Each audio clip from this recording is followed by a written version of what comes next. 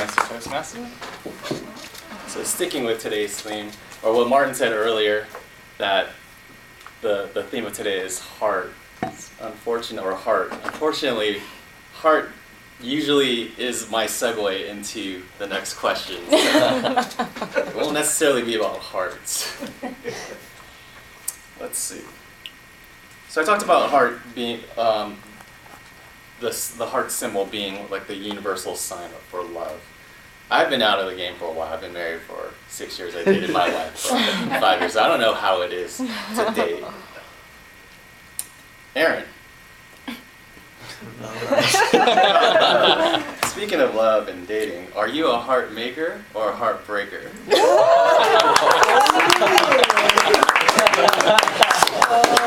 Keep it work appropriate. Always do. I'm not one to really have very many ardent emotions. However, I would like to say that I break hearts to build them. I break hearts to build them. I absolutely do. Absolutely do. And what I mean by this is because I set a certain standard that I have for myself, and I expect, because it's given, and fair exchange is no robbery, right?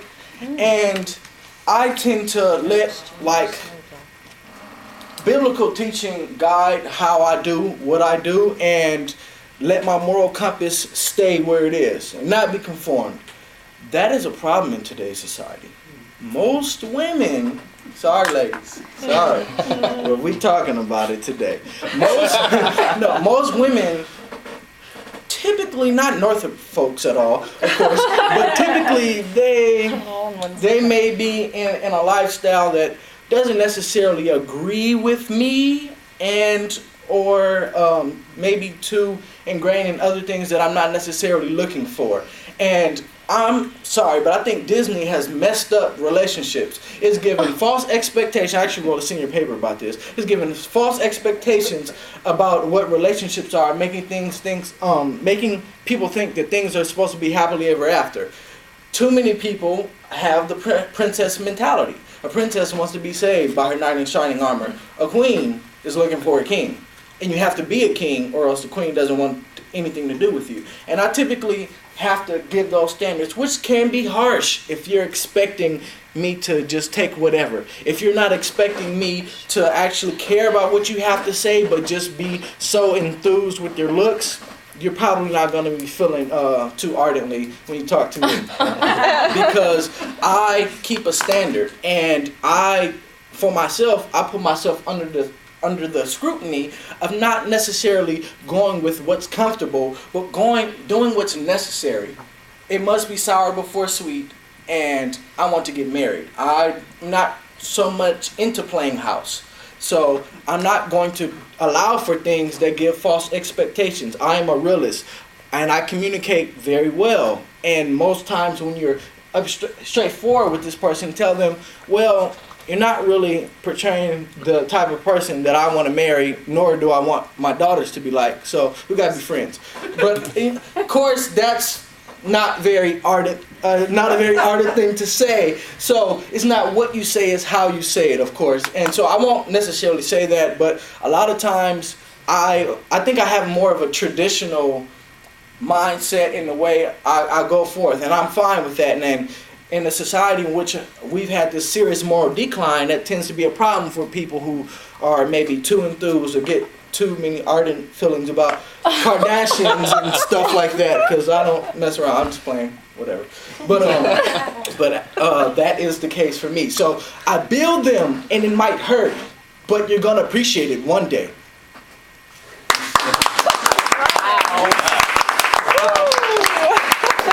I was just kidding, guys. Wow. So everyone else having flashbacks? For that very ardent response. So sticking with the dating theme and the love interest theme. So on Facebook, you can like a photo. On MySpace, I don't know if anybody uses MySpace. I think you could poke. Is that what it was? Yeah, I don't know. Instagram, I think you click on the heart to like a photo. So social media has changed the way that we interact with one another and the way we just live life nowadays. all without saying a word to anybody. So Becca, would you rather meet a love interest online or the old-fashioned way? In person?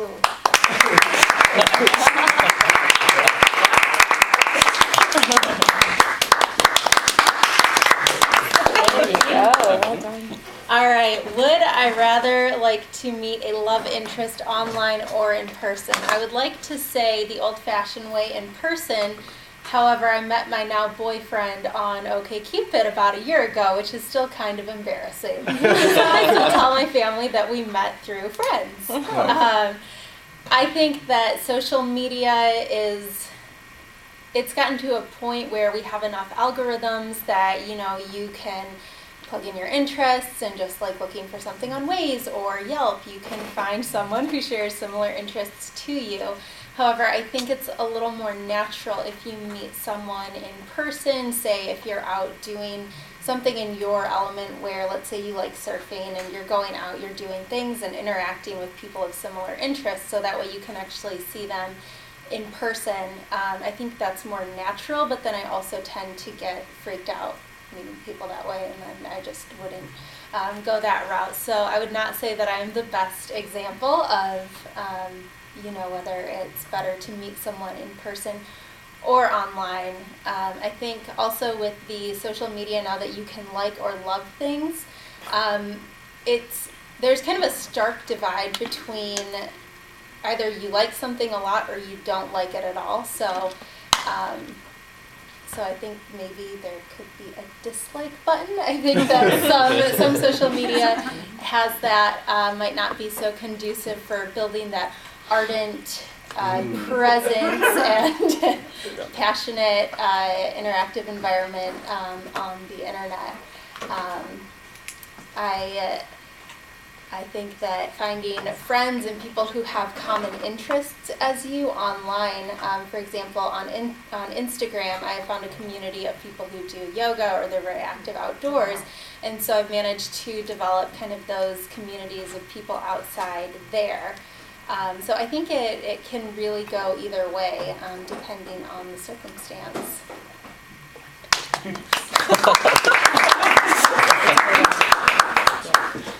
Becca, I liked that response. Oh, get it. She get it? Sorry, just a point of order.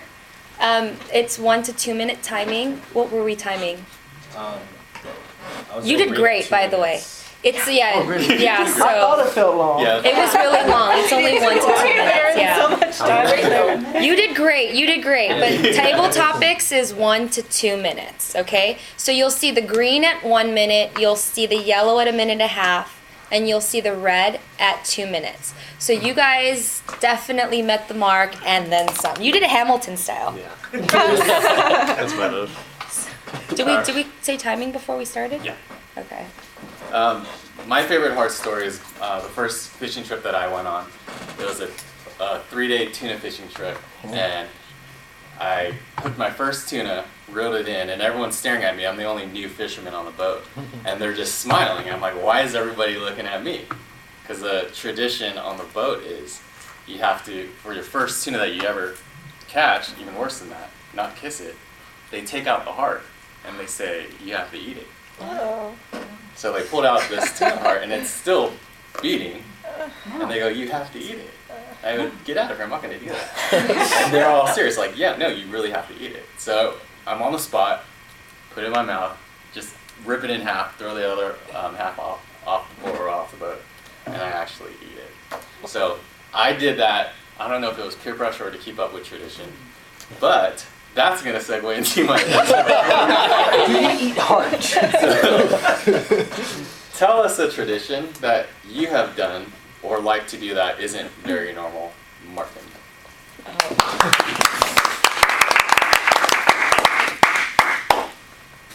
Wow. That came out of absolutely nowhere. Well, the one thing that pops into my head is every culture, every country has their own traditions, usually associated with life events or with holidays or with, I don't know, family events. So I, as some of you may know, am Polish. I was originally born in Poland, and we have a very, what I consider to be a really cool Christmas tradition, which is actually a Christmas Eve tradition. And the idea of it is that you are sort of waiting for the birth of Jesus Christ. And so you have a dinner with your friends and your family that starts when the first star appears on the sky, kind of like the wise men were wandering through the desert looking for where he was going to be born. And there are always traditionally 12 meals, or 12 different dishes, sorry. 12 different dishes for this meal. One for each of the 12 apostles. So, and there are certain dishes that are only eaten during that time of the year, and usually they're fish-based and kind of very simple, relating back to the food of those times. But it's just kind of a very nice, I don't know, precursor to Christmas, because everyone gets really dressed up. You get all kind of, wearing suits and stuff. You take kind of family pictures next to the Christmas tree. You have this nice sit-down dinner that lasts late into the evening. Usually you'll go to a midnight mass afterwards, or midnight mass at 10, depending on how late you want to stay up. And then you're kind of off the hook for the rest of Christmas. You wake up the next morning, you can just stay in your pajamas all day, hang out for the next day or two, just open presents, spend time with your family, go do wherever you want. So it's a nice build up to that event, and then a nice way to relax after Christmas actually happens. So that's a tradition I actually really enjoy from my personal experience. Thank you, Mark. So I'll kind of segue off of Martin talking about holidays. So we have, it's not really a holiday, but a big day coming up at the end of the month, which is Halloween. So Halloween, the scary costumes come out, haunted houses, scary movies. Britta, please tell us a scary story that's happened to you that almost gave you a heart attack.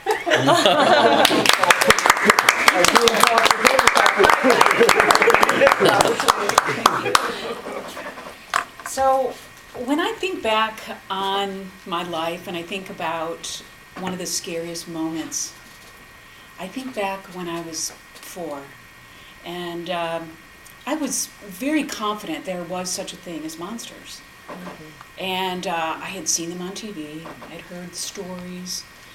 I was pretty confident they existed, but my mother had told me and assured me that there's no such thing as monsters. But I'm like, okay, Mom, okay, I kind of bought it, but not quite.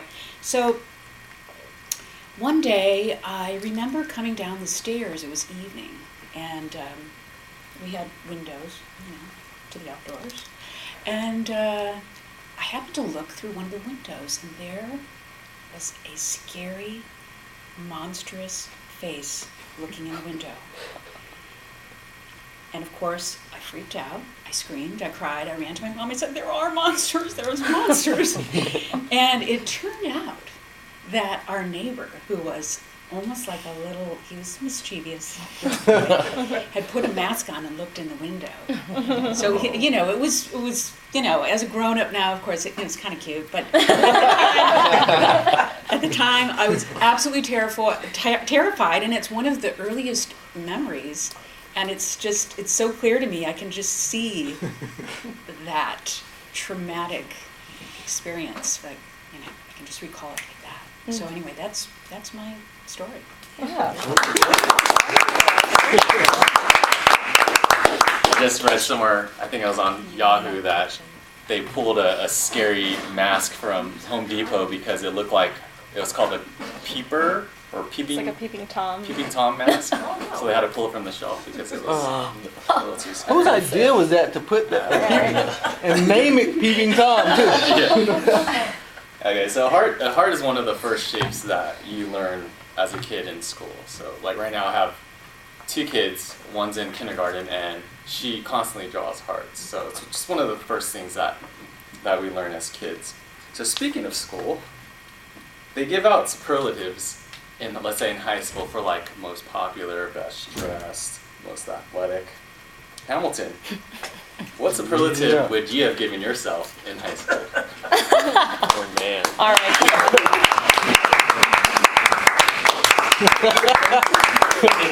This is gonna be good. Thanks for this one.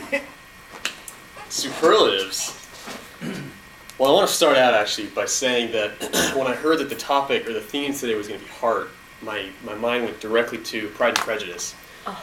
The Keira Knightley version, of course, where the scene that I'm thinking of is when Darcy confronts, is it Elizabeth? Elizabeth. Elizabeth in the gazebo area. It's raining outside, and he says, "I love you most ardently." So that's kind of a scene that's really stuck with me, and I thought it was particularly fitting because of the word of the day. Now, getting back to superlatives.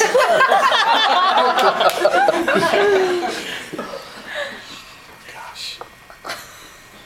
I'm really struggling to think about how I would describe myself in superlatives, but what I will tell you is that when I did first hear it was heart, Pride and Prejudice was actually the second thing I thought of. The first thing that I thought of was Captain Planet. And my mind started going through all the different elements that all the kids had, that their rings were. And I thought, man, heart is like the worst one. If I had to pick one, that's like the last one that I would want. There's fire, water, wind, earth. And I was trying to think which one that I would really want. And I'm not actually sure how much you could do with fire. Like, if you want to go around burning stuff, it's probably useful, but, you know. Earth would probably be cool. But I landed on water would be the best. Because, you know, we're in a drought. And so it'd be really nice to be able to go outside and just kind of water the lawn with my ring.